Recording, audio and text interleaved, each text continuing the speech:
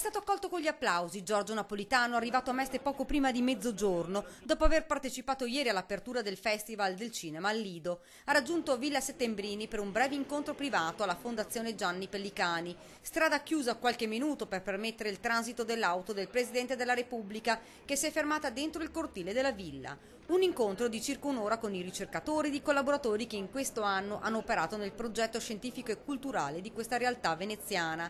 Ad attendere Napolitano una folla di cittadini che lo ha salutato e fotografato.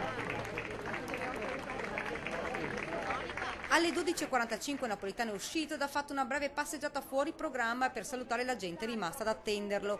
Una signora gli stringe la mano, lei è argentina, dice, e lavora qui in Italia. Sono un'infermiera che lavoro per la salute, sono argentina e lavoro per il vostro popolo. Poi si è fermato per un breve momento con i giornalisti, un accenno all'incontro di questa sera con il premier Renzi, in vista del Consiglio dei Ministri di domani, e alla domanda dei giornalisti che chiedevano se il governo si stesse preparando bene sui tanti nodi ancora aperti, ha risposto con poche parole. Lo vedrò e lo vedrete tutti, basta aspettare la riunione di domani del Consiglio dei Ministri, se ne vedranno i risultati.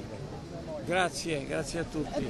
Il presidente Napolitano ha salutato tutti con un "ci vediamo presto" ed ha lasciato la città di Venezia, che ama molto. Ieri solo poche parole sullo scandalo delle tangenti del Mose.